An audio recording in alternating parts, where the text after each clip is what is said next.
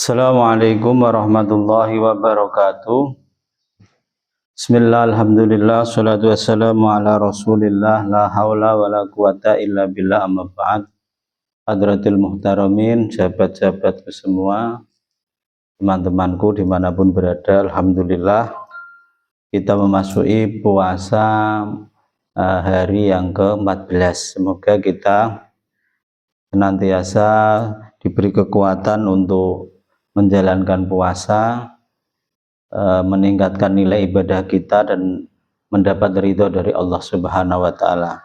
Sebelum kajian kita mulai, mari sama-sama kita berkirim Fatihah kepada baginda Rasulullah SAW, kepada keluarganya, kepada ahli baitnya, kepada sahabat-sahabat, kepada tabi'in, kepada para ulama-ulama, kepada para pejuang, kepada para wali-wali, bil khusus kepada guru-guru kita yang sudah mengajari kita, yang sudah membimbing kita, kepada leluhur kita, orang tua kita, dan semua sanak sende taulan kita yang sudah mendahului kita di alam barzah. Wabil khusus kepada musannaf hadzal kitab ala hadiniyah al-Fatihah. Iyyaka na'budu wa iyyaka nasta'in shiratal ladzina an'amta 'alaihim ghairil maghdubi 'alaihim waladdallin. Ighfirli wa liwalidayya wa lil mu'minin. Terima kasih. Melanjutkan kajian. Bismillahirrahmanirrahim. Qala al-musannif hadzal kitab rahimallahu taala wa nafa'ana bi wa bi ulumi fid dharain amin. Asraru ubudiyah rabbil alamin. Rahasia-rahasia ubudiyah pada kalimah Rabbul Alamin, Rabbil Alamin. Summa liqaulil abdi Rabbil Alamin minal ubudiyah syahid suhud tafridi subhanahu birrububiyah wahdah wa anahu kama annahu Rabbul Alamin wa khaliquhum wa razaqahum wa mudabbira umurhum wa mawjiduhum wa mughniyuhum fa huwa aidan wahdahu ilahahum wa ma'budahum wa malja'ahum wa muza'ahum indan nawaib fala rabba ghairahu wa la ilaha siwahu. Jadi ketika kita seorang hamba, seorang musholli mengucapkan kalimah Rabbil Alamin pada surat Fatihah, yaitu bermakna apa? Itu bentuk ubudiyah dari musholli, dari hamba tersebut, dari kita, bentuk penyaksian kita tentang keesaan Allah, tentang sendirinya Allah dengan segala sifat kemuliaannya dalam hal sifat ketuhanan, rububiyah. Dan sesungguhnya kalimah Allah itu memang Allah itu Rabbul Alamin, yaitu Tuhan seru sekalian alam atau Tuhan alam semesta. Allah lah yang menciptakan alam, semua alam semesta ini, memberi rezeki semua semesta ini, mengatur segala urusan di semesta ini. Kemudian Allah lah yang mewujudkan alam semesta, menyukupi semua yang ada di semesta ini, menyukupkan. Dan kemudian Allah lah Maha Esa, Maha Tunggal, sendirian dalam ketuhanan mengatur alam semesta ini, dan Allah lah yang hanya pantas untuk disembah.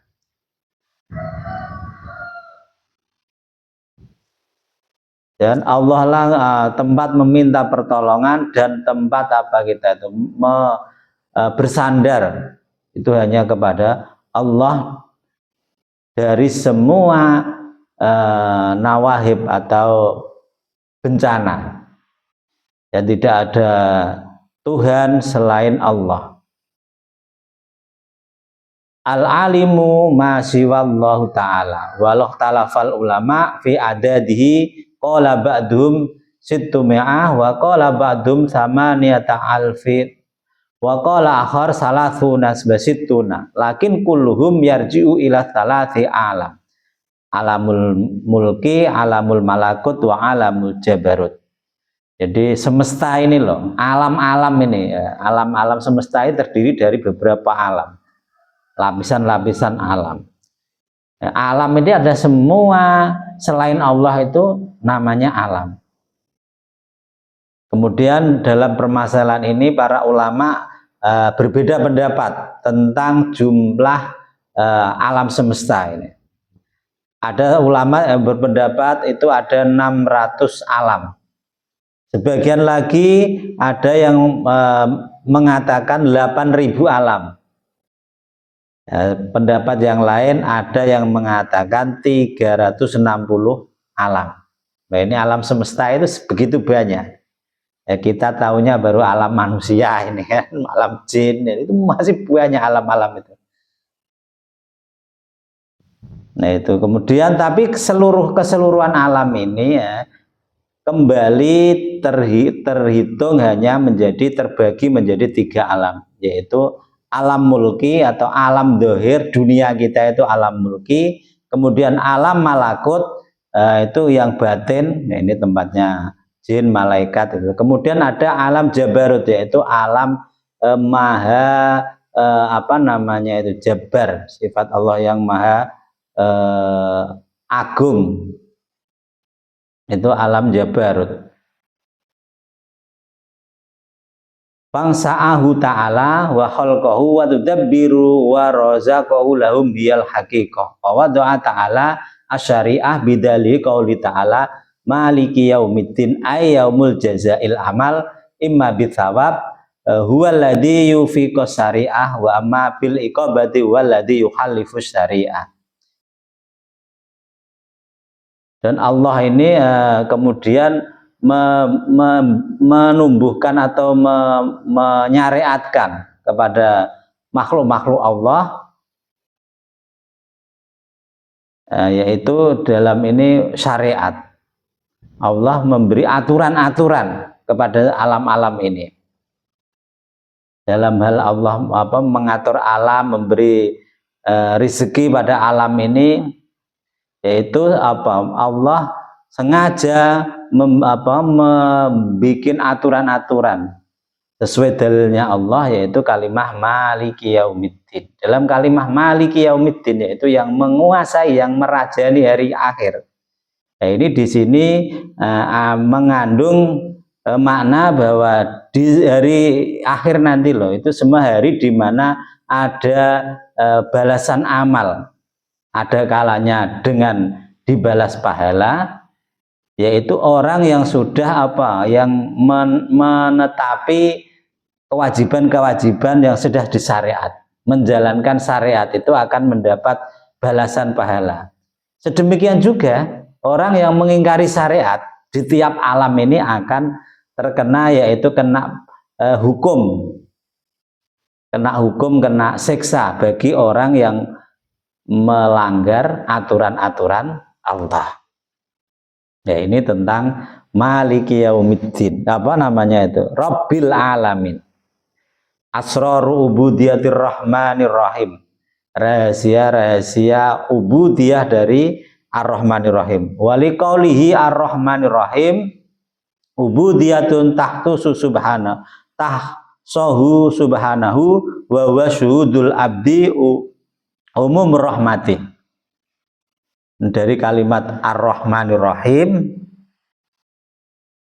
ini alhamdulillahirabbil alamin ar-rahmanir rahim, yang kedua itu di situ adalah bentuk ubudiyah yang dikhususkan untuk Allah, yaitu seorang hamba penyaksian seorang hamba pada rahmatnya Allah secara umum. Allah itu mempunyai sifat kasih sayang, yang sifat Rahman itu untuk semua alam, baik di dunia ataupun di akhirat, di alam dunia ataupun di alam akhirat. Tapi juga Allah ini mempunyai sifat kasih sayang yang hanya untuk akhirat saja, yaitu sifat Ar-Rahim. Nah, ini apa namanya, banyak yang mengatakan antara Rahmanir Rahim itu ada yang sifat Allah dalam bentuk apa namanya ini, maskulin dan feminim, itu ada juga yang memaknai sedemikian itu. Allah itu juga punya sifat maskulin dan juga sifat feminim dalam bentuk kita kasih sayang. Wasumuluha likulli syai'in wasa'atuha likulli makhlukin wa akhadha kullu mawjudin binisbihi minha wala siyamar rahmah al khassah bil abdi wa yallati iqamatihi baina yaday rabbih. Akim fulanan fa fi ba'dil athar anna jibrila yaqulu kulla lailatin akim fulanan wa anamu fulan fa bi rahmati lil abdi iqamuhu fi hidmati yunajihi bi kalami wa yatamallaqahu wa yastarihahu wa yad'uhu wa yasta'tafuhu wa yas'aluhu hidayatuhu wa rahmatuhu wa tamamu ni'matu alaihi dunyahu wa ukhrahu wa hadza mir rahmatihi bi abdihi wa rahmatuhu wasa'at kulla syai' kama anna hamdahu wasa'a kulla syai' wa ilmuhu wasa'a kulla syai'in rabbana wasi'ta kulla syai' rahmatan wa ilman wa ghairuhu matrudu wa mahrumun qad fatathu hadar rahmah al khossah fayya munafiyun anha. Jadi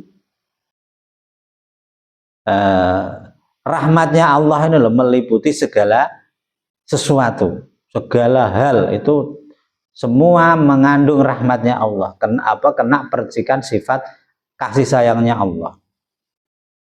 Dan saking luasnya rahmat ini meliputi semua makhluk dan segala yang berwujud, dari makhluk semua yang maujud, semua yang ada. Nah, ini mulai awal penciptaan alam semesta sampai nanti akhir semesta itu semua mendapat rahmatnya, kasih sayangnya, sifat rahmannya dan rahimnya Allah Subhanahu wa ta'ala. Apalagi rahmat yang khusus, bentuk kasih sayang khusus kepada para hambanya Allah, yaitu apa? Ketika hamba dikehendaki oleh Allah untuk berdiri menggapai rahmatnya Allah, ketika ibaratnya apa? Terbangunnya seseorang. Nah, ini loh. Jadi dalam sebagian asarus sahabat, cerita-cerita dari para sahabat itu sesungguhnya Jibril itu tiap malam itu berkata, bangun. Nah, misalnya ini Jibril ya, wahai fulan, wahai kamu si Parjo siapa misalnya namanya, fulan, bangun. Ketika itu yang membangunkan siapa? Malaikat Jibril. Nah, sementara si fulan ini sedang tidur, kemudian dengan rahmat kasih sayangnya Allah, nah ini si fulan ini bangun untuk bermunajat, beribadah kepada Allah dengan kalimah-kalimah atau bentuk bisian-bisian mesra munajat dan berkhidmah kepada Allah lewat qiyamul lail.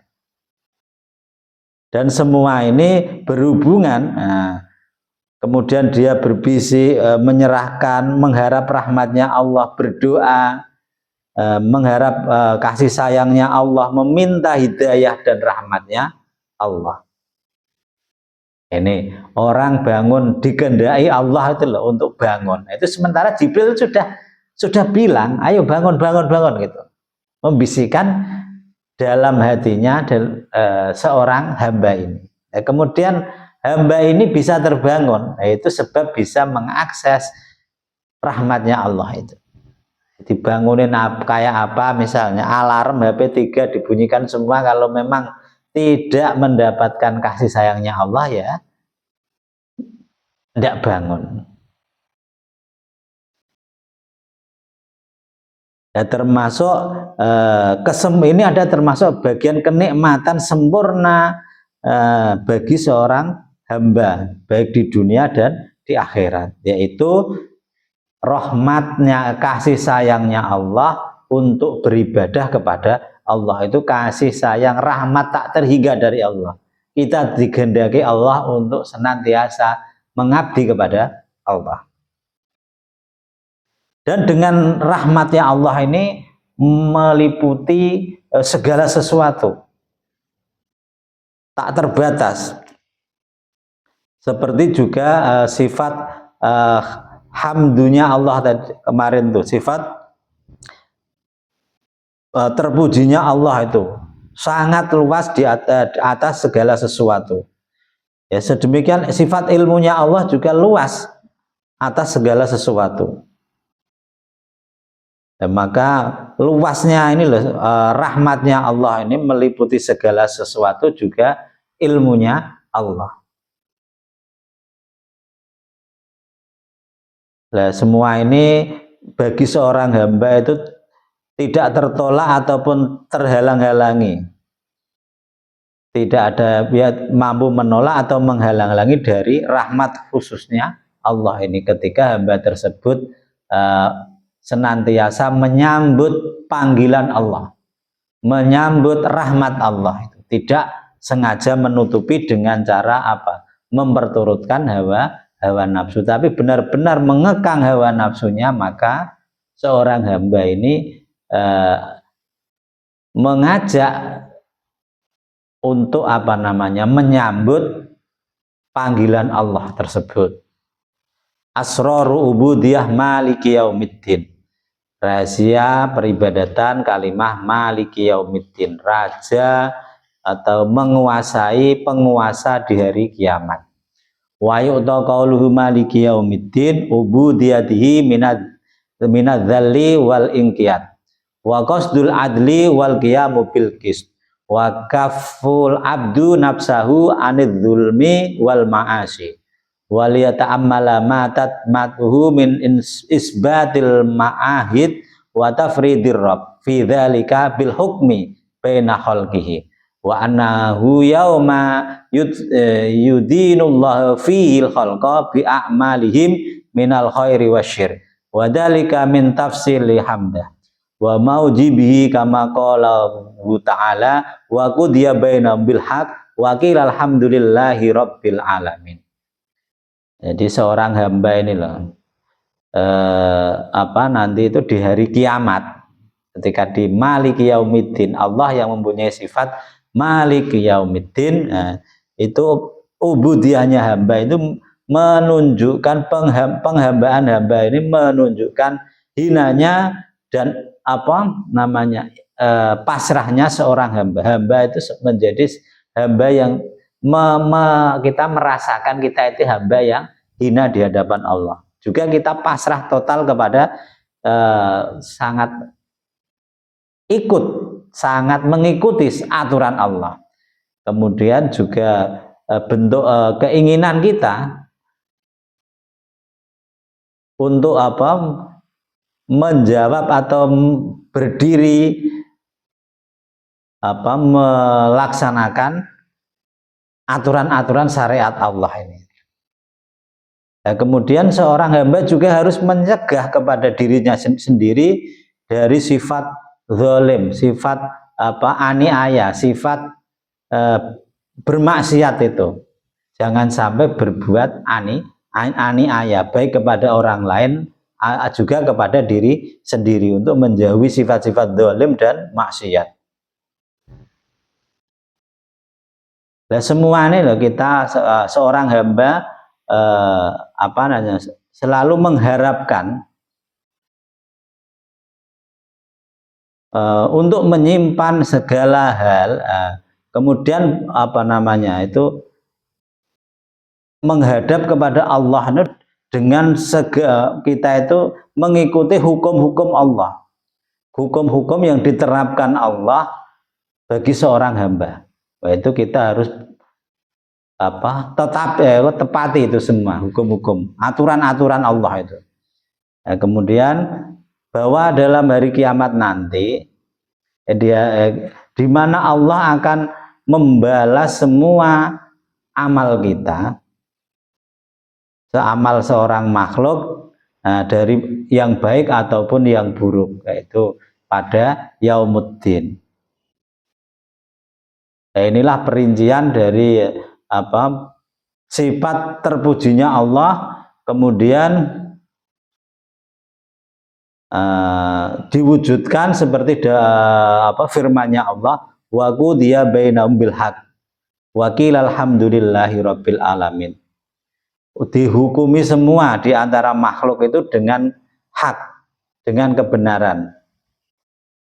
Dan kemudian diucapkan alhamdulillahi rabbil alamin. Ini maknanya bahwa Allah itu memang punya hak otoritas, punya hak yang tak terbatas ketika nanti di akhirat. Kalau di dunia itu masih seorang hamba itu diberi pilihan, dia mau ikut ataupun tidak ikut aturan. Tapi kalau sudah di yaumiddin, hari pembalasan, hari kiamat, itu tidak ada, semuanya harus patuh tunduk pada aturan tunggal, yaitu aturan yang ditetapkan oleh Allah. Asraru ubudiyat iyyaka na'budu wa iyyaka nasta'in. Nah, ini rahasia-rahasia ubudiyah pada kalimat iyyaka na'budu wa iyyaka nasta'in. Iyyaka hanya kepadamu, ya Allah, na'budu kita beribadah, dan juga hanya kepadamu kita meminta. Fa'id qala iyyaka na'budu wa iyyaka nasta'in ing tadir jawab rabbahu lahu, yaitu hada baini wa baina abdi wala abdi masa'ala.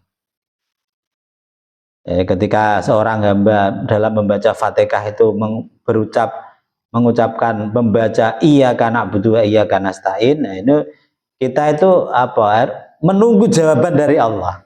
Makanya ketika membaca Fatihah itu yang baik itu setiap ayat ada wakof-wakofnya, itu ada pemberhentian-pemberhentian. Kalau memang pengen cepat ya tartil tidak apa, tapi kalau pas keadaan kita tenang membaca dengan fasih, yaitu ketika iyyaka na'budu wa iyyaka nasta'in, ada wakofnya, setiap ayat pemberhentian. Nah, di antara itu seolah-olah kita itu menunggu jawaban dari Allah. Hada baini wa baina abdi wali abdi ma sa'al. Inilah ketika hamba mengucapkan iyyaka na'budu wa iyyaka nasta'in, kita beribadah itu hanya kepadamu ya Allah. Kita ibadahnya kita kerjakan, kita beneri ibadah kita, baru kita meminta permintaan kepada Allah. Nah, itu jawabannya Allah apa? Hada baini wa baina abdillah. Inilah makam ini, kedudukan ini loh. Ini kedudukan antara aku Allah dan juga antara hambaku. Nah, ini kemudian dengan inilah hambaku itu meminta segala sesuatu. Dengan ibadahnya, dengan itulah kita itu minim ibadah, banyak permintaan, itu yang kurang pas ya. Makanya ibadah sebanyak-banyaknya, yaitu kita baru pantas meminta permohonan. Kita misalnya bekerja, baru ikut orang misalnya kerja itu loh, mau kerja seminggu, mau minta kasbon misalnya, kok jarang masuk, malu kok sama Allah kok malah sholatnya males, ibadahnya males, kok banyak permintaan, kan ya lucu. Wa ta'amal ubudiyah hatinal kalimataini wa huququhuma wa mayyazal kalimah allati lillahi subhanahu wa ta'ala wal kalimatul lati lil abdi wa fiqhi sirron kauni ihdahuma lillah wal ukhra lil abid wa ma zubaina tauhid allati taqdiyahu kalimatu iyyaka na'budu wa tauhid allati taqdiduhu kalimatu wa iyyaka nasta'in bagi sirron kaunu hatainil kalimataini fi wastis surah baina nau'ainil sana qablahuma wa du'a ba'dahuma wa fiqhu taqdima iyyaka na'budu wa iyyaka nasta'in wa taqaddamal ma'mul 'alal amal ma'al ityani bihi muakhiran au jazaan au tadur wa sirran i'adatul dhamir marratan ba'da marrah. Ini jadi kita itu ketika mengangan-angankan dalam kita mengingat-ingat dalam ibadah kita itu ada dua kalimah dan hak-haknya dua kalimah ini, yaitu yang membedakan kalimah itu Allah Subhanahu wa taala, yaitu yang pertama itu kalimah untuk pengabdian, peribadatan, yaitu iyyaka na'budu. Nah, inilah ada terkandung sebuah rahasia antara dua kalimat ini, yang satu untuk ibadah, kemudian yaitu penauhidan kita, baina tauhid, yang dalam tauhid itu kita itu ada kena hukum ubudiyah. Kemudian yaitu kalimat iyyaka na'budu. Kemudian tauhid yang kalimah yang satu ada hukum-hukum ketika baru kita itu mengucapkan iyyaka nasta'in. Ini di dalam syariatnya, fikihnya ini ada rahasia dua kalimah ini. Rahasianya apa? Berada pada pertengahan surat. Jadi alhamdulillahi rabbil alamin ar-rahmanir rahim maliki yaumiddin. Nah, ini kalimah dari bismillah sampai maliki yaumiddin kan bentuk apa? Pengalem kita kepada Allah. Bismillahirrahmanirrahim. Alhamdulillah, pujian kepada Allah, dengan menyebut nama Allah, pujian kepada Allah. Ar-Rahmanir-Rahim, Maliki Yaumiddin. Nah, ini penguasa di hari akhir. Baru kemudian setelah kita mengalem, kita memuji Allah dengan bentuk pengaleman itu, yaitu baru kita di tengah surat itu ada baru sebuah kalimah, yaitu namanya iyyaka na'budu wa iyyaka nasta'in. Nah, dalam ini yang kita dahulukan adalah syariat dulu, yaitu peribadatan kita, kemudian baru permintaan. Ini jadi jangan sampai kebalik, kita banyak minta, ibadahnya sedikit. Itu yang harus kita benar-benar tekankan pada diri kita. Siratal ladzina daruratul abdi liqauli ihdinas siratal mustaqim siratal ladzina an'amta alaihim wallahu alam bisawab. Apabila ada kekurangan, ada kesalahan, nah itu murni dari kebodohan kami. Apabila ada kebenaran adalah anugerah dan pertolongan dari Allah. Cukup sekian, semoga bermanfaat. Wabillahi taufiq wal hidayah wa ridha wal ilah. Assalamualaikum warahmatullahi wabarakatuh.